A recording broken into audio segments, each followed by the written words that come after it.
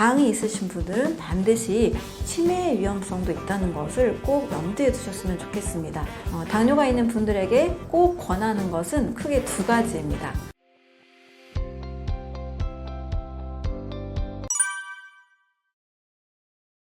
당뇨라 하면 1형 당뇨와 2형 당뇨로 많이 알고 계신데요. 3형 당뇨로 의심이 되는 당뇨가 또 생겨나기도 했습니다.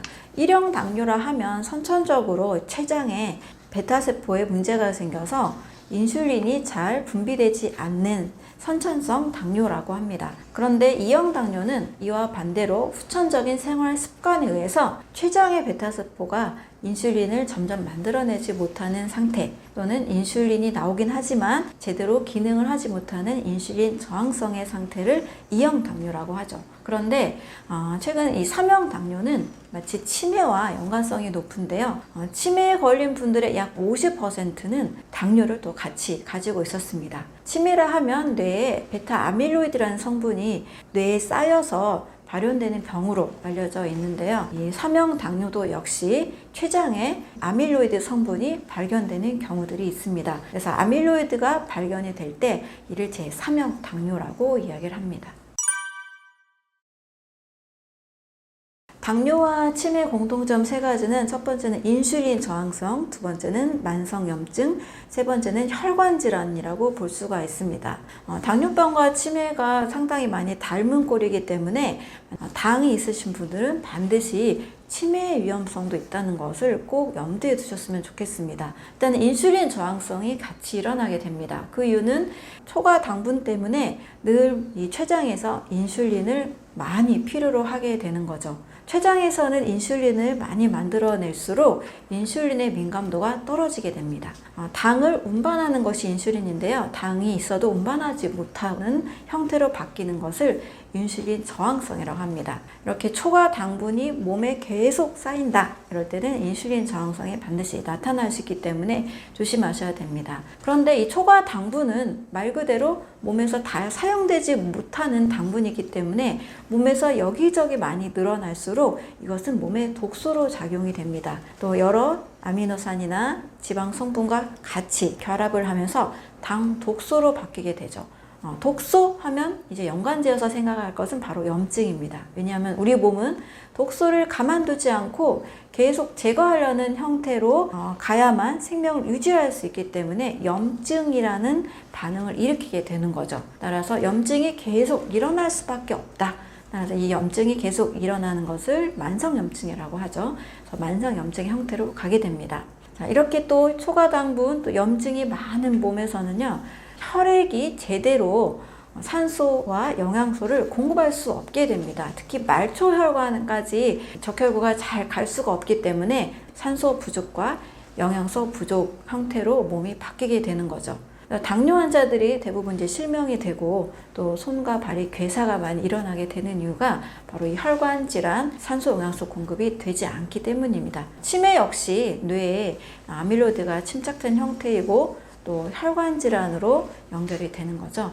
따라서 당뇨와 치매는 이렇게 혈관병으로 이어진다는 측면에서 공통점이 있습니다. 인슐린 저항성, 만성염증, 또 혈관 질환, 이 세 가지의 공통점이 있으니까요.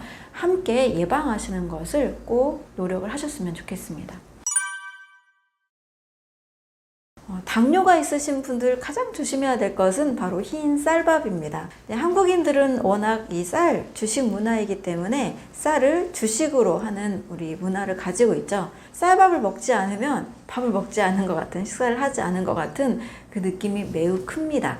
그런데 인체는 꼭 이 쌀밥을 통해서만 에너지를 제공받을 수 있는 것은 아니거든요. 아주 건강하고 혈당에도 문제가 없는 좋은 음식들이 많이 있습니다. 흰 쌀밥은 당지수가 거의 90 가까이 되기 때문에 굉장히 혈당 상승을 빠르게 유발합니다. 흰 쌀밥, 또 흰 밀가루로 만든 빵이나 면 종류의 음식 같이 조심해 주시는 것이 중요합니다. 또 이와 연관지어서 당분이 많이 들어있는 음료수나 가공식품 이런 음식들도 같이 조심을 하셔야 되는 거죠. 액상 과당이나 또 설탕이 많이 들어있는 음식들, 혈당 상승을 빠르게 유도하기 때문에 함께 조심을 해야 됩니다. 당뇨가 있으시지만 현미나 고구마는 안심하고 많이 드시더라고요. 이 현미와 고구마의 당주수가 55인 반면에 이 사과의 당주수는 36 정도밖에 되지 않습니다. 그래서 사과같이 당지수가 낮은 저당도 과일은 사실 쌀밥보다 안전하니까요. 과일을 너무 터부시하지 마시고 정제된 탄수화물, 빵이나 면 종류의 음식들, 또 당분이 많은 음식, 가공된 당분이 많은 음식, 이런 음식을 특히 더 조심하셨으면 좋겠습니다. 저는 당뇨가 있는 분들에게 가장 중요하게 말씀드리는 것은 일단 혈액의 상태가 끈적거리지 않고 맑아야 되고 빠르게 혈당을 상승시키지 않는 식단을 구성하는 것을 목표로 합니다. 또 염증을 완화시키는 것을 목표로 하는데요. 피가 맑고 염증이 없다면 우리 몸은 건강한 거거든요. 당뇨가 있는 분들에게 꼭 권하는 것은 크게 두 가지입니다. 일단 저당도 과일을 꼭 추천을 드립니다. 왜냐하면 이 과일은 당분만 있는 것이 절대 아닙니다. 아주 좋은 수분과 또 식물 영양소, 비타민, 미네랄, 특히 인슐린 저항성을 예방하기 위해서 가장 중요한 미네랄들인 크롬이나 망간, 이런 것들을 꼭 먹어야 되거든요. 이런 것들을 잘 먹기 위해서는 과일과 채소 성분이 매우 중요한데요. 저당도의 과일로 저는 아침 식사를 권하고 있습니다. 아침에 과일 식사를 하는 이유는 빠르게 간과 장, 그리고 췌장을 회복시켜 줍니다. 췌장을 더 자극하고 빠르게 악화시키는 것은 바로 곡식입니다. 그래서 저는 통곡식기를 할지라도 너무 많이 드시는 것을 절대 추천하지 않습니다. 췌장을 편안하게 해주기 위해서는 곡식 이외의 음식들을 자연 식사로 하시는 것이 중요합니다.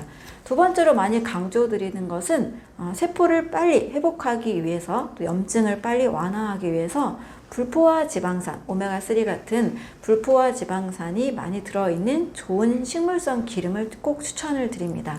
예를 들면 올리브오일이나 들기름, 아마씨 같은, 또 코코넛 오일 같은 이런 기름들은 세포막의 원료가 되고 또 염증을 줄이는 데 도움이 되는 좋은 기름입니다. 그래서 채소도 꼭 먹어야 되잖아요. 채소를 올리브오일이나 들기름, 좋은 기름에 잘 볶아서 드시는 것을 꼭 추천을 드립니다.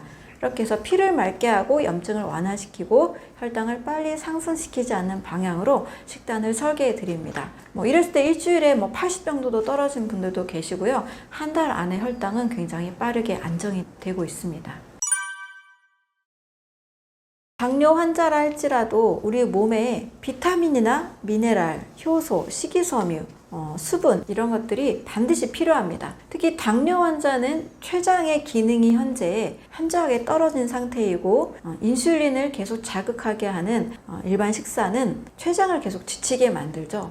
당뇨 환자는 저는 오히려 더 한 끼 정도는 저당도 과일 식사를 하시는 것이 크게 도움이 된다고 말씀을 드립니다. 그 이유는 호주 심장 베이크 연구소에서도 생과일과 이 당뇨의 상관관계를 연구했을 때 오히려 생과일이 당뇨병 환자들을 더 건강하게 만들었다라는 보고가 있고요. 약 무려 36%가 당뇨병 사망률을 낮추는 결과를 만들어냈습니다. 과일을 설탕, 당으로 볼 것이 아니고 전체적으로, 입체적으로 봤을 때 그 성분이 당뇨 환자, 또 일반인 누구에게나 필요한 성분이라는 거죠. 대신 당분이 지나치게 높은 과일은 좀 피해 주시는 것이 아마 심리적으로도 더 안전하고 좋을 것 같습니다. 그래서 저는 저당도 과일을 추천을 드립니다. 블루베리나 키위나 사과나 토마토 같은 이런 것들을 추천을 드리고요. 또 빠르게 갈아서 드시는 것은 절대 추천하지 않고요. 천천히 씹어서 드시는 것만 추천을 드리고 있습니다.